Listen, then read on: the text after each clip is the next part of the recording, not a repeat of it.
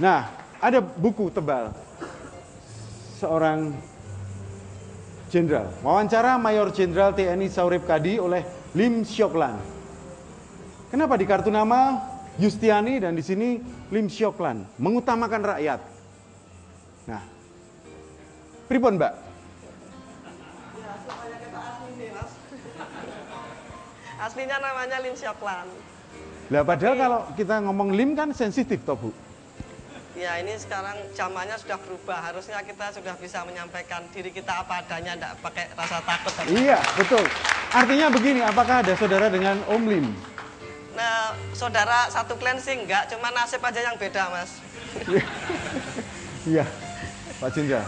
Bisa cerita tentang ini, ada kata-kata yang menarik ya.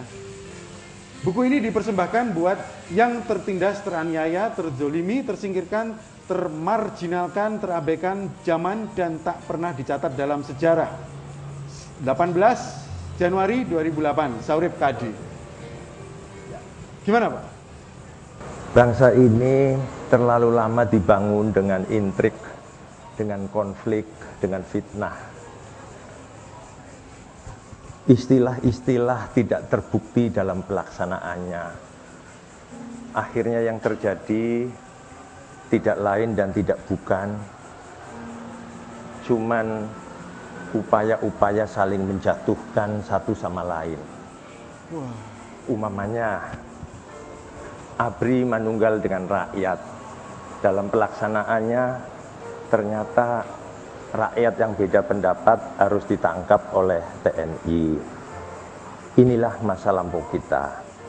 Maka yang terpenting ke depan adalah bagaimana kita membangun bangsa kita ini dengan cinta kasih. Dan itu kebetulan sesuai dengan nama saya. Saya dari Brebes, tetapi saya cinta Jogja karena anak-anak saya sekolahnya di sini. Ke depan kita perlu hidup yang penuh kasih sayang. Hidup bahasa Jawanya itu urip. Kalau di Padang, tukang ngawinkan orang, penjalin kasih sayang, itu namanya kadi. Jadi saya membawa misi yang dititipkan oleh orang tua saya, amanat. Hidup saya kalau bisa itu menjalin kasih sayang. Maka akhirilah fitnah, konflik, saling menghujat satu sama lain. Marilah kita mulai dengan cinta kasih dan kasih sayang. Iya, bagi kita semua yang ada di sini, setuju? Cinta kasih, setuju? Dan para pemirsa di rumah mestinya setuju dong. Pusing kita udah, ya? Pusing. Nah, Mbak Lim, Mbak apa gini? Mbak Siok apa Mbak Lan? Boleh. Lim boleh, Siok boleh, Lan boleh, Yusti. Mbak Justina boleh. Pripun? Sejarahnya kok mau wawancarai Pak Saurip Kadi nopo? Kebetulan, Mas. Kebetulan ini Jadi saya diundang waktu itu acara di Semarang PDI, Partai PDI. Beliaunya jadi salah satu panelis. Oh, gitu. Jadi saya bantai dari floor.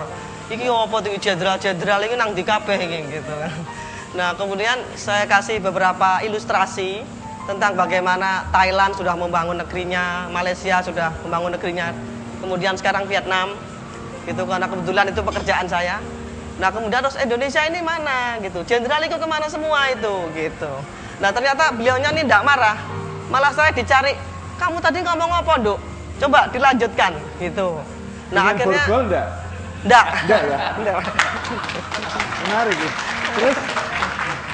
Ya terus akhirnya kita banyak bertemu, berdebat segala macam. Kemudian juga saya jadi baru tahu juga bahwa beliaunya ini ternyata rekanan keluarga saya waktu saya di Wlingi Blitar Malang. Jadi saya dari keluarga Pak Berdoko Upat. Nah beliaunya ini di 521 Kediri, Malang dan sekitarnya. Jadi dulunya suka minta sumbangan ke tempat keluarga saya. Biasa atau tentara dulu kan suka begitu. Iya. Nggih, akhirnya terus saya di ini. Wah kaget dia, loh kok ternyata kamu gitu kan. Udah berapa puluh tahun, 30 tahun mungkin lebih ya. Terus akhirnya, oke, ayo tak traktir gitu kan. Wah, saya akhirnya ditraktir. Ternyata ditraktirnya di kaki 5 Mas. Tak kira jenderal naktir aku kan ya neng hotel apa piye ngono to. Neng kaki 5. Wah iki tak aku batin. iki jenderal kere apa jenderal medit tak jano. Gitu. Tak tanya Mas, sampai ini jane terus terang jenderal kere apa jenderal medit? Loh, aku jenderal kere ideologis. Maksudnya piye kuwi? Ternyata dia cerita, kaki lima itu adalah satu organisasi usaha yang sangat organik. Lalu kemudian dia cerita tentang Virchow Capra. Kebetulan Virchow Capra ini juga filsuf kesukaan saya gitu. Jadi dia ceritakan yang namanya kaki lima itu sangat efisien. Pagi belanja langsung dimasak, langsung dijual, nggak pakai kulkas, jadi nggak boros-borosin listrik. Luar biasa. Kemudian harganya juga murah, jadi tidak bayar konsultan fee, tidak bayar manajemen fee. Siji Mbak, ora iso bon. Iya. Kaki lima ora iso bon, Mbak. Lo iso Mas, beberapa iso. Beberapa iso ya? Nggih. Malah kadang-kadang hanya berdasarkan kepercayaan aja gitu, nyatet sendiri gitu.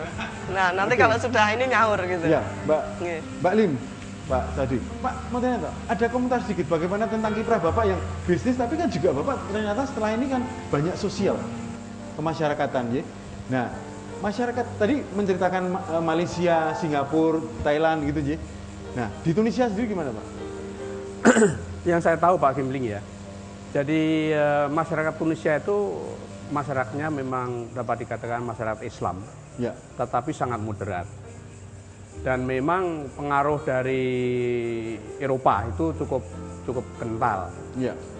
Masyarakatnya sendiri Tunisia itu ya dapat dikatakan seperti kita juga lah Pak, gotong royongnya tinggi mereka itu. Ya. Ya, jadi kalau zaman dulu kita gotong royongnya kan kuat sekali Pak Sarip ya. Tapi sekarang gotong royong kita ini kan kelihatannya Ya, kok kering, kok menurun begitu. basa-basi ya Pak ya. Begitu.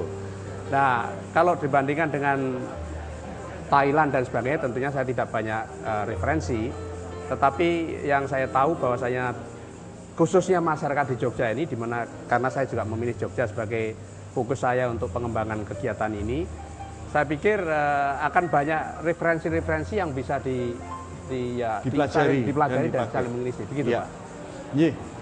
Para pemirsa dan para hadirin di Taman Pringsewu, kita akan masih heboh lagi menyaksikan bagaimana Sang Jenderal dan Pak Muntarian dan bosnya berbincang membuka rahasia-rahasia yang istimewa. Setelah yang satu ini, Tamu Kabari.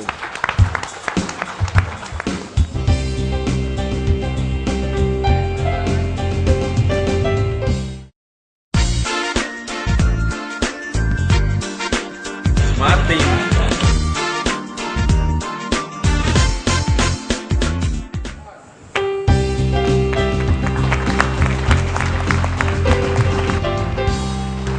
Iya. Bertemu lagi di Tamu Kabare. Jul, musik dulu Jul. Jul lagi. Backsound. Oh. Ya, tepuk tangan untuk Pak Jul biar semangat dulu ya. Pak Syaurip Kadi, Pak Jenderal. Saya pernah mendengar di radio Pak ya, bahwa Bapak waktu menjadi anggota DPR ya? DPR RI. DPR RI ya? Iya, wakilnya tentara. Mewakili TNI, itu satu-satunya yang tidak mau tanda tangan perpanjangan Freeport. Leres nih Pak? Kurang lebihnya seperti itu. Dan setelah itu Bapak nggak mau satu-satunya nggak mau tanda tangan, terus malah naik pangkat begitu? Yang lain lanjut, saya berhenti, tapi barangkali itu masa lampau lah. Itu adalah dinamika perjalanan bangsa. Memang harus begitu untuk melangkah yang lebih baik. Bahkan tidak hanya itu, sewaktu perkenalan Kasad ada perintah memakai jaket kuning, itu kurang lebihnya medio Juli 2005. Juga saya mengingatkan kalau perintah itu dilaksanakan, nanti akan diadili rakyat. Iya. Tetapi sekali lagi, yang terpenting masa depan. Itu bagian dari sejarah kita. Apa kata kunci dari Pak Jenderal untuk masa depan bangsa ini yang saya kira juga bisa menjadikan inspirasi kita semua? Ya. Amu Tarianto juga ya Pak ya. Bangsa ini terpuruk, bahkan berlarut, seolah sulit untuk keluar atau mengakhiri dari keterpurukan. Hanya ada satu cara, manakala bangsa ini punya solusi untuk keluar dari keterpurukan itu. Untuk itu, perubahan yang harus dilaksanakan janganlah perubahan dengan cara yang liar, yang anarkis, karena nanti yang korban juga rakyat lagi. Maka perubahan itu sebaiknya perubahan dalam koridor demokrasi melalui pemimpin yang dipilih dalam pemilu, tetapi ia punya solusi dan punya paradigma baru dalam mengelola negara. Solusi itu sudah saya bikinkan dalam bentuk tertulis dalam sebuah buku namanya Mengutamakan Rakyat. Dan apakah Pak ada sesuatu yang menggelitik? Biasanya kalau jenderal atau politikus membuat buku dan kemana-mana bercerita, ada ambisi tertentu, terutama menjadi orang nomor 1 di Republik ini. Terus bendi Pak? Itu akibat perjalanan bangsa yang dibangun dengan intrik dan konflik. Sehingga ketika ada ide bagus, yang pertama-tama dikedepankan itu adalah curiga mencurigai. Bukan bagaimana ide itu kalau datangnya dari birokrat, dari internal pemerintah, dibicarakan bersama. Kalau kita yang terjadi sampai hari ini, yang beda pendapat dari internal disingkirkan. Kalau punya ide dari luar, di negara manapun, ia digali. Jadi setiap hari di negara-negara maju itu ada penemuan-penemuan baru. Kita tidak, kalau ada penemuan baru malah dicurigai. Soal apakah ini untuk sarana saya menjadi pemimpin, mau mencalonkan presiden, saya tidak punya pikiran itu. Karena persoalan untuk jadi presiden itu urusannya rakyat. Iya. Iya. Iya, betul ya Mbak Lim ya. Ini memang betul-betul dari dalam jiwa, dalam batin. Tapi ada seorang yang mau menanyakan tentang buku Bapak, atau mungkin malah menanyakan apakah Bapak masih memiliki struk gaji dari TNI saat ini? Saya Ya. Ada yang mau tanya mungkin ya, saya nggak tahu. Mas Imam Syafi'i. Ada satu pertanyaan yang menggelitik Pak Jenderal. Saya tadi sempat membuka sedikit tentang buku Bapak yang judulnya Mengutamakan Rakyat. Sebagian besar dari buku ini merupakan bagian dari kegelisahan seorang jenderal atas bangsanya yang digambarkan carut marut begini dan sebagainya. Dan di sini Pak Jenderal memberikan beberapa solusi terhadap negara ini. Sebenarnya ini kegelisahan Pak Jenderal yang dihadapi ini, apakah karena 8 tahun di apa? Kalau Mabes dirumahkan gitu gampangnya, dirumahkan, terus akhirnya membangun sebuah intuisi kecerdasan dan mempunyai tradisi intelektual selama 8 tahun. Kalau seumpamanya Anda dicalonkan presiden, siap nggak menurunkan beras sampai 2.500?